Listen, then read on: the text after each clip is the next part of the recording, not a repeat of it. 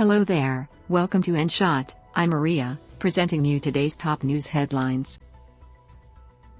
China denies to recognize Galwan casualties.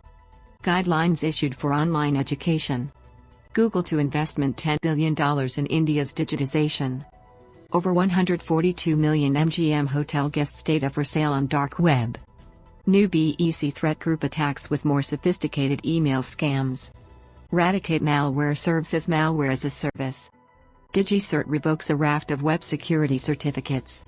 GoldenHelper Malware found in official Golden tax software. Phony Android app uses public code to spy, exposes user data. According to a U.S. intelligence assessment, it appears that China is not willing to recognize the casualties it suffered in the Galwan Valley clash, as the government is pressurizing the families of killed soldiers to not conduct burials and in-person funeral ceremonies. The bloody brawl between Chinese and Indian troops took place on June 15, in which both sides suffered casualties. India, without any hesitation, accepted that 20 of its soldiers were killed in the line of duty. They are being hailed as heroes. Union HRD Ministry on Tuesday released the guidelines for digital education. The ministry has recommended a cap on the screen time for students. As per the guidelines, online classes for pre-primary students should not be more than 30 minutes. It further mentions that 2 online sessions of up to 30 to 45 minutes each should be conducted for classes 1 to 8, and 4 sessions for classes 9 to 12. Google to investment $10 billion in India's digitization over the next 5 to 7 years, with its Google for India Digitization Fund. The fund will cover equity investments, partnerships, infrastructure, and operations. Investment areas will include internet access, new products and services, SMB development, and leveraging AI for social good.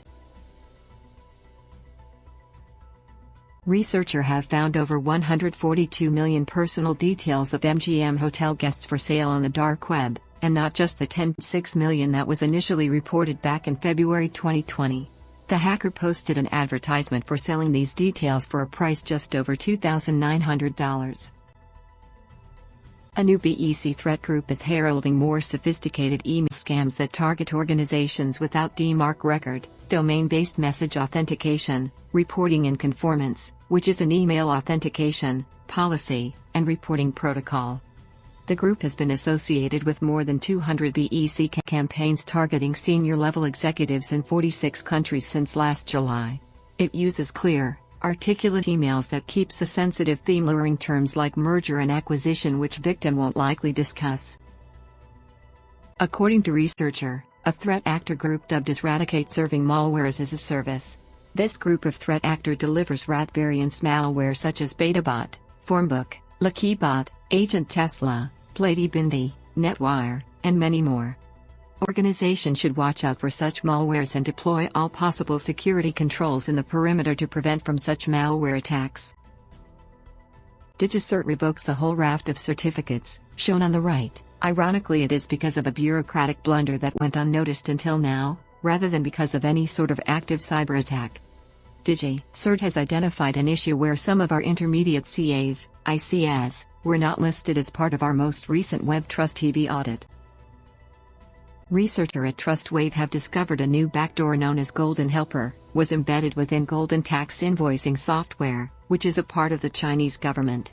Researchers have found that the Golden spy backdoor hidden within the intelligent tax software which companies were required to install to work with Chinese banks.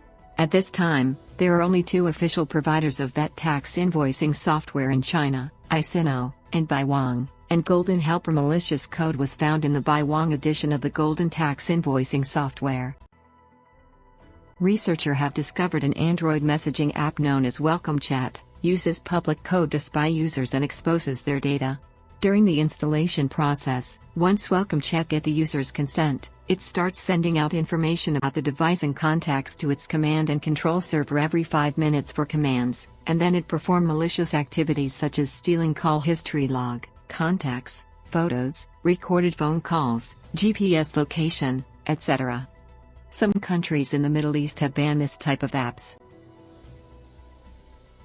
For more details on the news headlines, please check the description section below. Thanks for watching. Stay tuned for more updates.